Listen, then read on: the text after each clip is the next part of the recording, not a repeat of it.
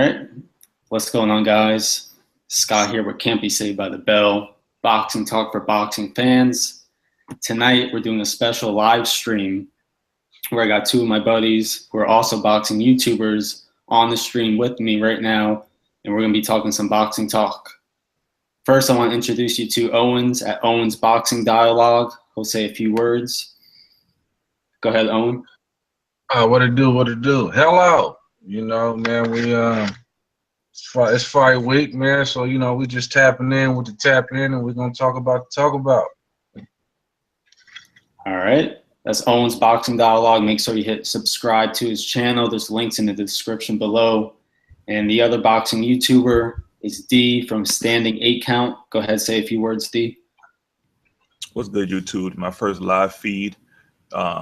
I've been really wanting to do this for a while, so I'm looking forward to getting into boxing talk, giving whatever knowledge I can give, and hopefully we can get this channel and these live feeds to grow more each and every week. All right, that's Steve from Standing 8 Count. Make sure you hit subscribe to his channel. All of us do new videos throughout the week, every week. Quality boxing content, unbiased, just bringing you that boxing content throughout the week, every week.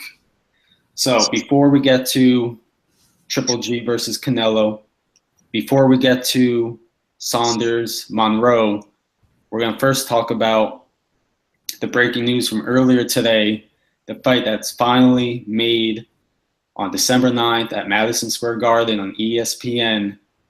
Vasily Lomachenko defends his 130-pound championship against Guillermo Rigondeaux. This fight's going down, and we're all excited for this fight as hardcore boxing fans. We've been looking forward to this one. Two of the best pound-for-pound fighters, both two-time Olympic gold medalists, both current world champions. You know, you got Vasily Lomachenko, who's 9 wins, 1 loss, 7 wins coming by way of knockout. And Guillermo Rigondeaux, he's unbeaten, 17-0 with 11 knockouts. Both two of the best, highly skilled technical fighters, and they're finally going at it. And we're looking forward to this. Right now, I'm Team Rigo. I'm going to favor him in this fight, and I'll let Owen talk a little bit about it right now. Let me get your thoughts and opinions on this fight, Owens. Yeah, I'm going with Rigo, man, and I'm just glad that the fight finally, you know, it's going to be in that square circle, finally. After all the talking, all the shenanigans, it's here. Well, it ain't here, but it's here. We getting it. You know what I mean? I think it's going to be a technical on top of technical type of fight. A lot of moving, shifting, slickness. I think it's just going to be a good fight. And I think it's going to 12. The only thing is, I'm hoping that Rigo can hit him with some good shots all throughout the night so it can be a convincing win. Because I think if it's close, I think they're gonna slip it over to Lomachenko. You know, if it comes down to a decision, if it's close. That's just how I see it, right out the rip. Do you think Rigondeaux is better technically sound than Lomachenko?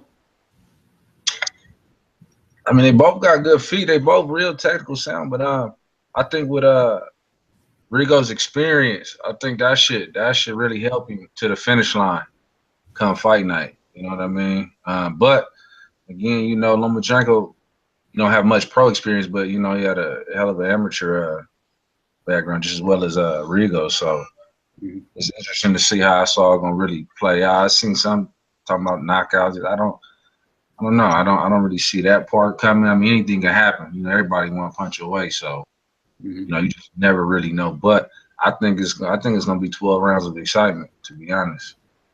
Yeah, definitely looking forward to it. Let me get your thoughts and reactions to this fight.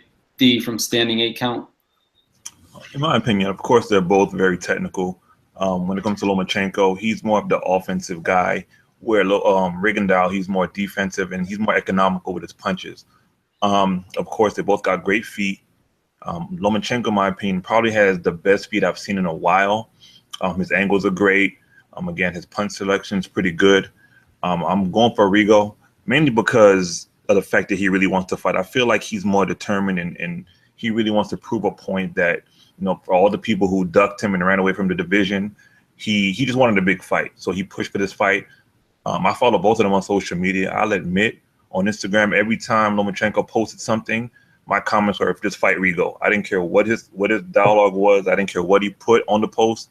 I just would comment, "Fight Rigo." I follow again Rigo on Twitter, and all he did was post memes, basically calling Lomachenko out. I'm not sure if it was really Loma who was avoiding the fight more so than Bob Arum, but again, I'm just glad it's here. Again, I'm going for Rigo. I'm going to try to go to the fight in Madison Square Garden on December 9th. That'll be like a Christmas present to myself. So hopefully I can get out there. Maybe you guys can get out there too and meet up. We'll see. Maybe.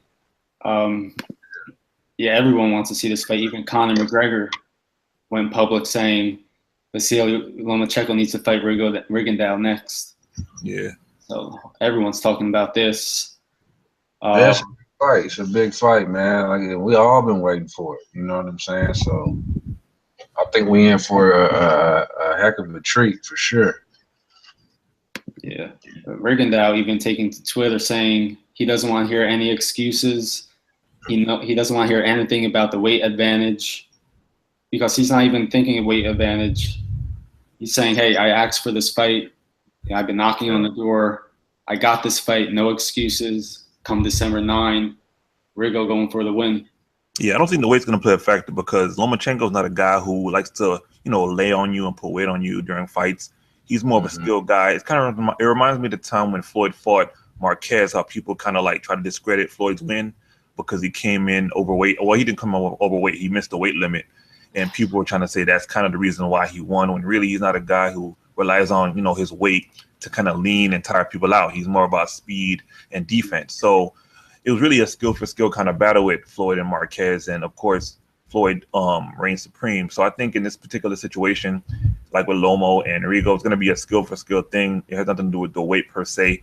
I guess you can kind of point out the fact that maybe Loma may have the advantage maybe in power, maybe. But, Rigo's been breaking jaws and taking names, for the last 3 or 4 fights. So we'll see. I think Rigo has more power than Lomachenko. More one-punch type power. Yeah. And Lomachenko who usually hits Loma's a break you down type of guy. Yeah. Yeah.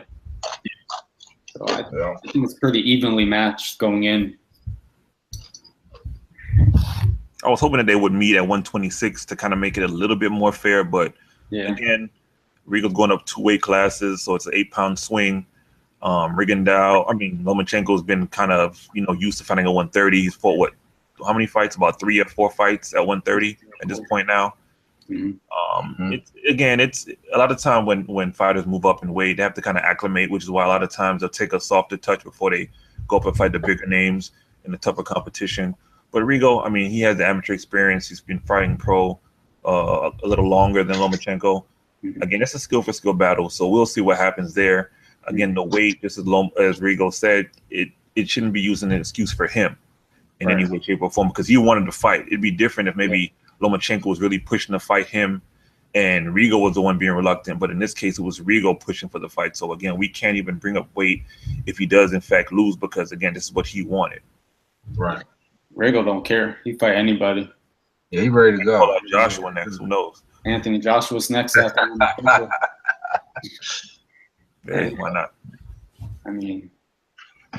Everybody can't get it right. All right, so that's Lomachenko versus Rigo going down December 9. Look forward to that fight. ESPN. I know we're moving on to tomorrow night. We got 2 fights going on. The first one that we'll see live on YouTube starting at 5:30 p.m. Eastern Standard Time. Billy Joe Saunders versus Willie Monroe Jr. I know Owens was pretty vocal on this earlier today during the weigh-in. If you want to go ahead and start commenting on that. Yeah, I don't know if it was his son or what, man, but I just think that was kind of when he punched him in the nuts, man, and kicked him and all that. Like that was like I said, man. I don't know if that's part of the script or what they selling, but man, they could have picked a different, character for that role if that was the case. But I just think that was a little bit all the way to the left for me. Did he connect with him? I only saw the pictures. I don't know. He hit him. He hit him in the bullseye, man. You know what I'm saying? I'm like, damn, wait, what? You know, I thought that was just crazy as hell. And then nobody did nothing. They just sat there like, and then Billy Joe, he's still sitting up there flexing and finessing. And Frank Warren, he's back there with a smile on his face. It was crazy. I'm like, damn, whose kid is this? Get him. I've seen a lot of weigh-ins, and I never seen anything like that before. Never. That was the most twistedest thing I ever seen. Yeah, from what I understand, like I didn't watch the press conference leading up to the weigh-in, but they were saying that Billy Joe was being very disrespectful to Willie Monroe throughout the whole press conference. And then with the situation with the weigh-in, like you said, I've never seen the kid on stage. To me, it seemed kind of premeditated, as if it was somewhat planned, because the way he was kind of looking at Willie Monroe before he did it, he was kind of in his face a little bit, stepped to him, threw the punch, threw the kick. And then Billy Joe didn't really react. I'm sure he noticed what was going on. I think Willie Monroe's camp, they were calling bullshit on what he was doing. They kind of said something about it. But again, he's a kid. They can't do anything. They're not going to go rush his team or attack the child. But at the end of the day, I just feel like it was set up for some reason. Like they coached him to do something like that, because it didn't seem organic. It seemed forced a little bit to me. I don't know. Could be wrong. Yeah, I was watching the press conference. They were back and forth the whole time, both Billy Joe Saunders and Willie Monroe Jr. Definitely a personal fight for both of them. I originally was picking Willie Monroe to beat Billy Joe Saunders, but I don't know if he's going to get it done in his backyard, because Billy Joe Saunders definitely gets the nod for close fights, winning close decisions. But I'll definitely be rooting for Willie Monroe Jr., although my prediction is that Billy Joe Saunders will win by majority decision. I think he's going to land the cleaner shots. He's going to come forward, put the pressure on Willie Monroe. And for Monroe to win, he's going to have to just outbox him, get his punches off first, go to the body, land those combinations. But he's going to have to land clean, effective punches throughout the whole fight to get the nod, if it went to the decision. So I don't know if I got your prediction on that, Owens. Yeah, I think I hadn't really made a pick on that, but my assessment on it is just like with Monroe. I think if he uses boxing skills and try to move around best as he can, and like you said, land clean, effective shots. I don't know about him knocking him out or anything, but I know you need to stay off those ropes, because I know one thing with Billy Joe, he gets you on the ropes, he like to let him go.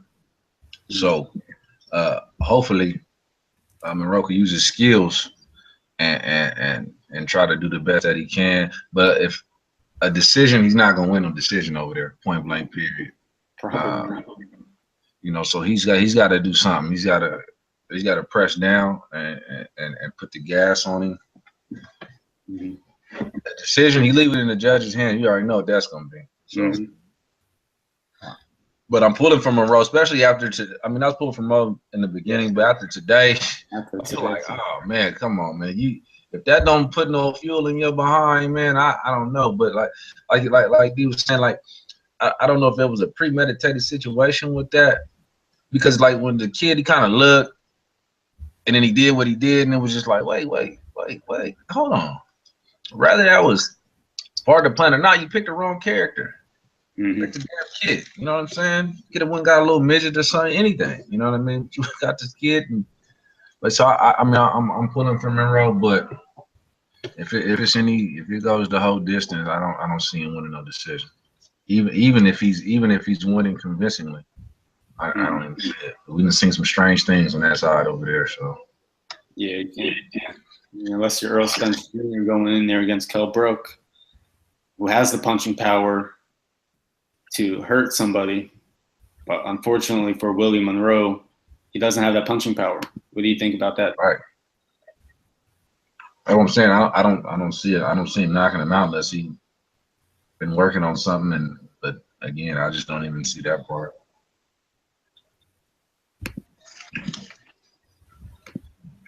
Oh yeah, who was Willie Monroe's last fight? Gil Rosado? Was that his last fight leading up to this fight?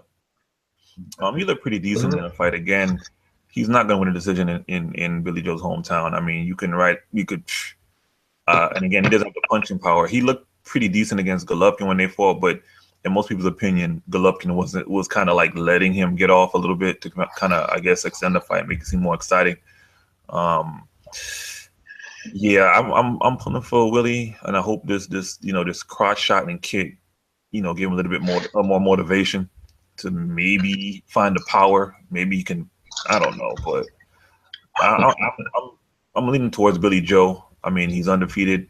When I saw him fight DeGale, I was pretty surprised on the tenacity he showed in that fight. So Willie, he has the slickness and skill to maybe outbox Billy, but he can't try to win a point decision against Billy in his hometown. And a knockout seems kind of far-fetched considering Willie doesn't knock anyone out. It's kind of like an uphill battle for Willie right now in this fight. So I want Willie to win, but I'm going to lead towards Billy Joe winning by unanimous decision. Billy Joe Saunders versus Willie Monroe Jr. going down tomorrow night. YouTube, 5:30 p.m. Eastern Standard Time. Yeah, definitely looking forward to that fight. And perceivably, whoever wins that fight is going to face potentially the winner of tomorrow night's fight between Canelo Alvarez versus Gennady Golovkin. Billy Joe Saunders is the only other belt holder in the division. All the other belts are held by Triple G. If you guys are watching live, definitely leave some comments in the chat box. It's me, Can't Be Saved by the Bell, Boxing Talk for Boxing Fans. I'm here with Owens Boxing Dialogue and Standing 8 Count. Links for their channels are in the description below. As we segue to tomorrow night's main event on HBO pay-per-view, Canelo Alvarez versus Gennady Golovkin for the Unified Middleweight Championships. This is potentially one of the biggest fights of the last decade. Looking forward to it. Just my final thoughts on the fight. If you saw my breakdown and prediction, I'm picking Gennady Golovkin to win by 11th round TKO. And I say that because I think he's the bigger, stronger fighter. His ability to come forward and put the pressure on his opponents, to cut the ring off, and his punching power, I believe, will give him the advantage in the fight. I'll take nothing away from Canelo. He's one of the best out there, one of the best pound-for-pound fighters. In fact, I have him number 2 as pound-for-pound. Gennady Golovkin number 3. So it's definitely for the number 2 spot of the best pound-for-pound fighter. Canelo, I think, is going to come out very strong and fast. I think he's going to land those quick counter shots. If he's smart, he'll start going to the body early. But I definitely give him the first few rounds of the fight. If Gennady Golovkin doesn't come out like he did against David Lemieux, where he's throwing 80 jabs around. I think that's very important for Gennady Golovkin in the fight, is to establish the jab, establish the pace of the fight, and start pumping the jab, setting up the combinations, and let Canelo feel your power, because I don't believe Canelo has tasted that much power before, that Kazakh thunder before, in any of his fights. So I think Canelo's chin is going to be tested, and from what we saw in his past, he has a pretty solid chin. So I think his chin's going to be tested, and going down the stretch, it's going to come down to if he could keep taking those punches, and if he can't, he's going to get knocked down and start looking for that spare change. That's the way I kind of see it going. It's definitely going to be competitive. There's going to be back and forth action. These guys come forward, let their hands go. These guys fight. It's going to be a fight. We're going to get our money's worth. This is not going to be Mayweather-Pacquiao or Mayweather-McGregor. This is the fight that everyone needs to watch. And I think it might be like a Hagler-Hearns. So definitely looking forward to it. Let me get your thoughts and opinions on this Owens Boxing Dialogue. Yeah, man. With that, it's funny because everybody been asking, man, you ordering the fight? You ordering the fight? I'm like, nah, I ain't even ordering. That's because I want to watch it by myself. So, you know, yeah, baby, y'all catch this, y'all see this. Hey, that's what it is. But I got Triple G, and it's just, you know, the stalking, the power. I just think later on in them later rounds, I think it's just gonna catch up to Canelo, and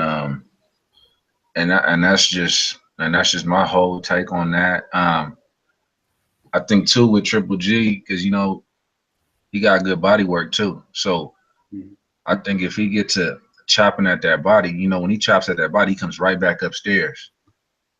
But you know, Canelo does he moves real well. He knows how to slip and get up underneath punches and things of that nature too. So, but I just think down the stretch when you start getting to the 8, 9, 10, you know, down there 11, when you get into them later rounds, I just think that power can possibly just be too much for Canelo. And again, like you saying, it's just like he ain't never tasted no power like that at this point in his career. So, you know, you can spar whoever you spar with and all that, and try to prepare for it. But when come fight night, you ain't got no headgear on, none of that. You catch one of those bricks, man. That's gonna be a whole new tune that's ringing in your, you know, in your eardrum. Like, fuck, what the hell was that? You know what I mean? So, but I'm not just giving it a straight wash down. Like I said, Canelo do a lot of things well, a lot of things great. You know what I'm saying? I think early on, he's gonna have a lot of success. If Canelo gonna do something, he got to do it early. Rather, if he's trying to knock him out or, you know, whatever the case may be, he's got to do it early. But when it start getting later, I think it's just gonna start swaying back over to Triple G because he's bigger, and that stalking, man, he's like Jason or something. He just keep coming.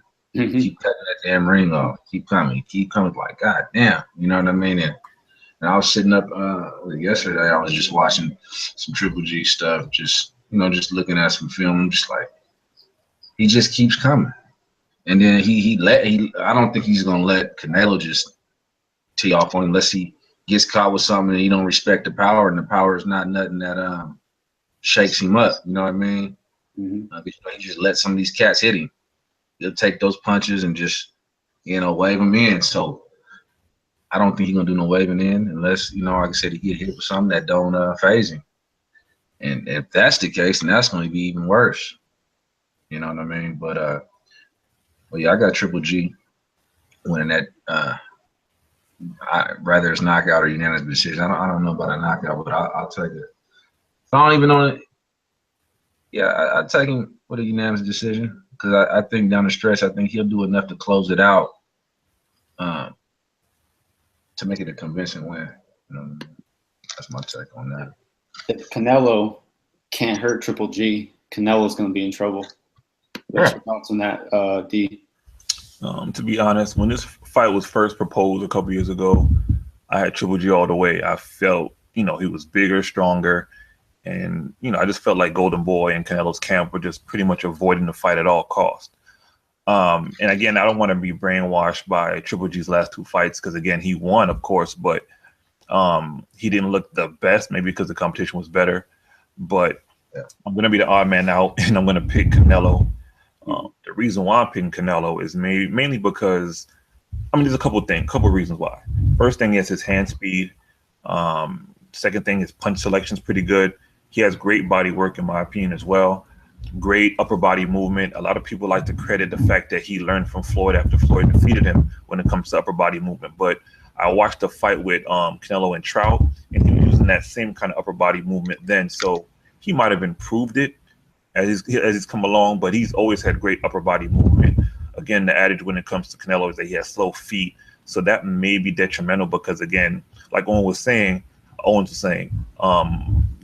Triple G likes to cut off the ring and stalk people, and he's good at doing that. He likes, you know, he's good at kind of cornering people and getting them in a situation where they have to kind of fight their way out. And I believe in the situation with Canelo, with his hand speed and upper body movement, if he doesn't stay on the ropes too long, he could fight out of those situations. He's not going to be able to like maneuver out of them like maybe a Floyd Mayweather could or someone with better footwork. But I think with the way his punch selection and the way he kind of digs to the body, you know, in combination sequences, he can fight out of those situations. He has decent enough foot speed. Not foot speed. He has decent enough footwork to where I don't think he'll get too caught up. And again, Triple G, he had some trouble with Jacobs. I still felt Triple G won by a round or 2, and he had some trouble with Jacobs. But Jacobs was a better mover than most people give him credit for. But to me, Canelo, and again, one key thing is I don't think Triple G can win a decision in Las Vegas against Canelo, because as we saw with Floyd, those judges kind of thought it was a close fight. I don't know what fight they saw, but they called I think it was a majority decision, and one judge had it a draw. And when he fought Cotto, I think one judge had Cotto only winning one round. And of course, the Lara fight, I thought Lara won by a round or two, but the judges had the scorecards pretty lopsided in favor of Canelo. So I think if it's a nip and tuck close fight, Triple G can't win a decision in that situation. I also think even if he wins, let's say, convincingly in our opinions, like 4 or 5 rounds, they still will find a way to somehow, I feel, rob Triple G. I mean, that's just my feeling about it. So if Triple G is going to win, I feel it's going to have to be by KO. Canelo's been hurt once that I've seen, like visibly hurt. I think that was against Miguel Cotto's brother, I think early in his career. So Canelo has a pretty good chin. So I feel like I just can't. I just feel like Canelo's going to win it by a unanimous decision. I just have a strong feeling about that. Golden Boy's going to pull some strings. They're going to give some judges. I'm not going to say they're going to pay them off, but I have Canelo winning by unanimous decision. Triple G, if he's going to win, has to be by KO. That's just how I feel when it comes to Las Vegas judges when in Canelo fights. Yeah, I agree that he's going to have definitely hurt him, knock him down, knock him out to secure the victory. Otherwise, if it went the distance, you never want to leave it to the judges. I think judges. The one thing I think Triple G got in his favor with this fight too is you look at both of their last fights. Triple G fought Jacobs, and that was a tough fight for him, right? And then Canelo fought Chavez, which was a walk in the park, right? So I'm wondering, did the fight? Hold on, man. Go tell you one. I'm just wondering if that fight with Jacobs helped him more than the Chavez fight helped Canelo to get prepared for this fight. You know what I'm saying? That's another thing that I kind of lean towards too with Triple G. I mean, because Canelo, I mean, that wasn't even easy work. It was barely work. That was a sparring session, man. That was a punch and bag sparring session. That's what I'm saying. He just showed up and got a check. You know what I mean? So. But I mean, to be honest, I feel like Canelo. Of course, we can all agree that Canelo's had the better opposition leading up to this fight, just in general. Granted, like you said, Jacobs was a pretty tough test as his last fight leading up to this fight, and Canelo had Junior in his last fight. But I feel when it comes to what I've seen in terms of, let's say, progression, skill-wise, in their last 5 fights in total, to me, Triple G, as Floyd said in the past, has no special effects. Like he's the same fighter then as he is now, as opposed to Canelo. You've seen like more progression and improvement in his game. Again, the upper body movement, I don't want to over exaggerate that because I saw him with the upper body movement against Trout, but his counter punching, after evading shots has gotten a lot better because he displayed that against Cotto a few times in that fight. So I just feel like in terms of progression, of course, the youth is on Canelo's side as well. I think he's learned more coming up, leading up to this fight. And again, the fights he had against Liam Smith didn't really do much, but maybe, have him, showcase some of the stuff he might have learned in training camps. And of course, with Chavez, same thing. But I just feel like just their overall skill set and what I've seen in the progression of Canelo is probably going to win today. I don't see him knocking out Triple G. I just feel he's going to outpoint him. Like I said, that hand speed is killer. And again, that movement he has is pretty good, especially now that he's countering off it effectively. I just feel like he's going to outpoint him each round.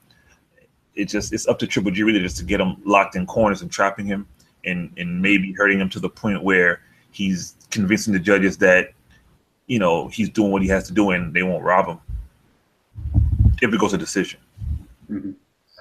Yeah, I agree. I mean, I think Daniel Jacobs was a really good fight for Triple G. It was actually the first time he went a full 12 rounds in his career. He's used to knocking guys out. I think he knocked out 22, 23 people in a row. So that was a good fight for him to get ready for Canelo. Canelo, I think, has been in a little soft, maybe not on paper, but like you guys said, it was a walk in the park against Chavez Jr., who didn't throw a punch. Amir Khan, a little too small, was catching him in the beginning because he has very fast hands. But once Canelo adjusted to that, he knocked him out very quickly. Liam Smith, not on the same level. Lara, when he fought Lara, I think Lara outboxed him, like you said, D, by maybe a round or two. But because Canelo was coming forward and letting his hands go, that influenced the judges. But there's no doubt that Canelo has been getting better technically as he progresses and harder to beat as he progresses. And like you said, Triple G is, like an A-B fighter. You know what he's going to bring to the table. But then he fights David Lemieux, and he out-jabs him, 80 jabs the first round. Outboxes him, breaks him down, knocks him out. So there's still that little element of surprise of Triple G because you really don't know how he's going to come into this fight. If he's going to try to outbox him early on, if he's going to come out aggressive and just let his hands go. So you got that element of surprise from Triple G. But for the most part, he comes forward, cuts the ring off, and let his hands go. And what it's going to come down to is if he could warm up to Canelo's punches, maybe he could get his punches off more first and press for a knockout or knockdown. So. But in my thing too, I wonder, like I said, my big thing is, what will Canelo retreat to if, like I said, when he gets hit, because he's gonna get hit, right? I mean, not to say he's gonna get out there and just not get hit. Okay. But what does he retreat to if he gets hit and he feels the power? And like I said, it's just like something he's never tasted. Like, so what's plan B? That's the thing that I be asking myself, you know what I'm saying? Like, because that's what make it interesting, right? Like, yeah, so what happens if he get hit with something or get chopped in the body with some shit that just really like gets him, you know what I'm saying? What does he retreat to? What does he do? What's the plan B? You know what I mean? Mm-hmm. Every punch he throws is going to be with bad intentions from Triple G. Yeah. I mean, I ain't never seen him throw a light one. That's like I said, that's the interesting that intrigues my mind when I sit back and I think about it. And then, but then again, then the flip side on Canelo's path. So what does Triple G do when he gets hit? Because we've seen Triple G in the last Jacobs caught him with a couple of good shots, some shots. But Brooke caught him with the uppercut, kind of stunning. You know what I mean? So it's like, he's a boogeyman, I guess if you want to call him, but he's not invincible, right?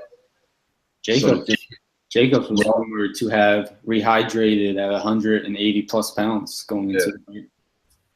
Right, and then, so what is and then Canelo put all that size and bulk, so you got big for this, this fight, and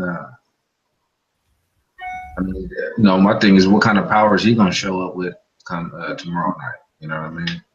So it's intriguing, it's interesting, but I just think, just looking at the overall of Triple G's resume on how he hits his guys and what happens when he hits them, that's why I lean towards him. Like, what's going to happen when he catching with something?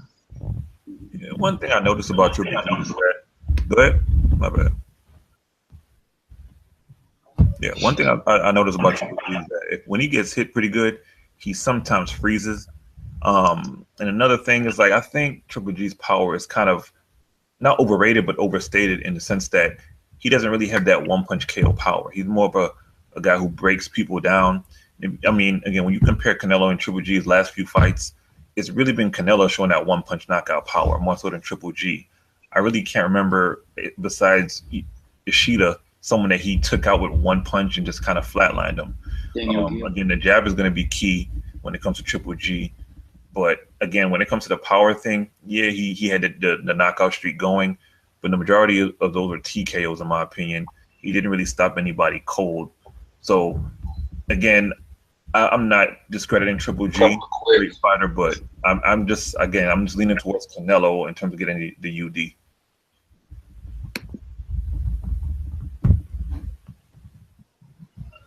Mm-hmm.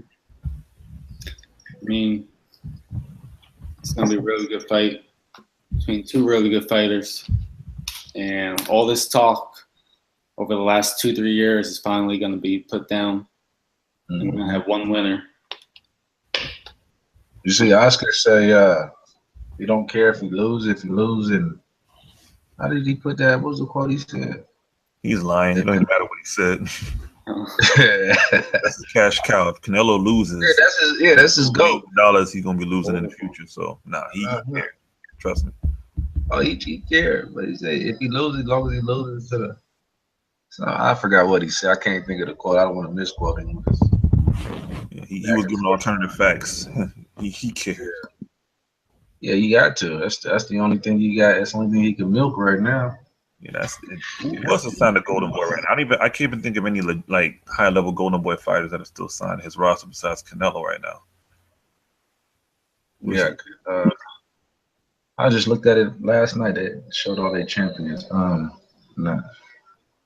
He has multiple champions, or I don't even know. I know he has fighters, of course, but I'm trying to think who he has as a champion in the state. Yeah, he had like he has like I think it was like 3 or 4 up there. I was just looking yesterday on the website, but no notable names. Okay. I just can't.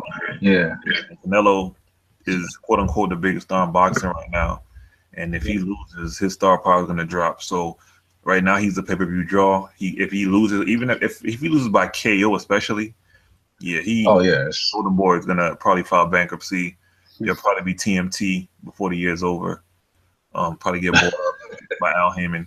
But yeah, he needs Canelo to win, which is why, again, if it's gonna be a close fight, I can't see the judges giving it to Triple G, even if like you and I, and we see it clearly as a Triple G victory. If it's close in any way, shape, or form, whether it's a round 2 or even 3 rounds. The judges are going to give it to Canelo. I'm just brainwashed by how they almost, cheated Floyd, how they cheated Laura, in my opinion, and how even when it came to Amir Khan, I just remembered when Amir Khan fought Canelo after the KO and they read the judges' scorecards, they had Canelo up, I think, on all the cards, when clearly, Amir Khan won probably the first 3 or 4 rounds. Yeah. He had Canelo confused. And Canelo was really kind of hesitant to punch because every time he did punch, he got countered with like 3 or 4 combinations.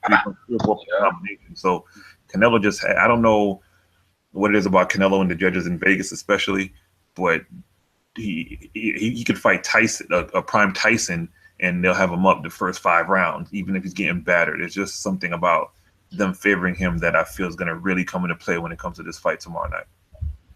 Yeah, I mean, Floyd beat him every single round in their fight, and I don't know why it was a majority decision. Yeah, that was the. Oh man, that was crazy.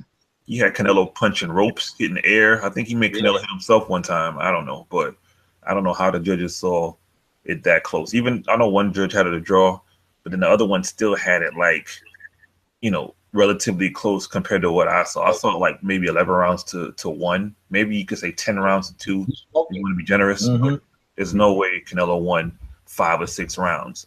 No. Not the way he looked. He was getting countered. He was missing. He was hesitant to throw. I mean, I think Floyd had him backing up at one point. So again, the judges there, they love Canelo. I don't know if it's the red hair. I don't know if it's the nickname. I don't know if the nickname. I don't know. I can't explain it, but Triple G needs to really.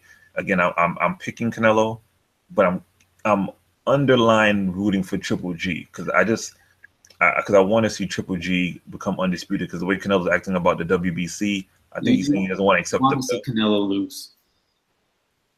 I just don't like De La Hoya either. I want to see Canelo lose because of the whole De La Hoya Golden Boy situation, but I just feel like if it's a close fight, it's going to go to Canelo, and I feel it's going to be a close fight. But again, time will tell. So, yeah, I even I put a bet in on the draw. The draw was like plus 800 or something crazy like that. It's almost not a draw. Anything but a draw. like you said, like dude was saying, just like when it comes to these Vegas judges, it's just anything close, or well, to them, but you know, anything close, it gets tricky, especially when you got a big name involved. So, like you say, I just on the betting standpoint, I said, well, you know, put it that way. You know, I go put a couple bucks on that just to see how it pans out. Because if it's close, you just never know. Like you said, they'll give it to Canelo, or if it's too close, or not even that close as you think, February might just get some type of goddamn draw for a part two, since they've been talking about a damn, you know, some rivalry type BS I was reading these last couple of days. Could be like a Hearns Hagler type of ordeal and all this and that. So you just never know with these judges out here, man. And I've been living out here for a while. Beat Manny Pacquiao. You know, everyone thought Manny Pacquiao won. Timothy Bradley beat Manny Pacquiao. Everyone thought Manny Pacquiao won. Yeah, that was wild. Yeah, it'd be some crazy things. Even some of these smaller bouts that I've been to out here throughout the years, I've watched guys at these smaller hotels that don't come on TV and dudes sitting there and just get battered. And it's like, wait, hold on. He won? He can't even say. He just got beat for 12 rounds. But you guys see that Rances Bartholomew fight, the last one he had? Who? Yeah, Rances Bartholomew. Yeah. I mean, I forgot who he fought, but I watched that fight. I thought he lost clearly. Yeah. He did. I think he won a unanimous decision, but I thought he got beat pretty handily. And again, he's an undefeated guy. I mean, I guess he's, was it 140? Yeah, he's one of the, I guess you could say, high-level prospects at 140. And that last fight, I thought he lost cleanly, and then the judges gave him the victory. And, I mean, again, I was shocked. Of course, the other fighter was shocked. Rances, he even looked shocked. So, again, I don't know. Judging, again, they say never leave it up, up to the judges, but sometimes finding a guy you just can't knock out. And if you feel you won, you may feel you won, but then sometimes the judges think you didn't. And again, that can make or break somebody's career. Like, even not only the loss, that's probably going to affect their money, just mentally, when you feel like you gave your all and you did everything you possibly thought you could do to win, and you felt you won, and then the judges say, nah, I know you didn't. That can ruin you for future fights where you start losing to people you shouldn't be losing to, just because psychologically you're devastated. So again, we'll see. Judging, I don't know what the criteria is to become a judge. It's like at some points I think I should be a judge when I watch some fights. I'm like, damn, how could they score a fight like that and ruin somebody's life in general, not their career, their life, because again, it's going to affect their money if they get too many losses where they most people felt they won. Even as true boxing fans, we could say, yeah, those losses shouldn't really count. People don't care. A loss is a loss. It's on paper. It's going to affect you in the future. Negotiating and getting more money than maybe getting more money in general.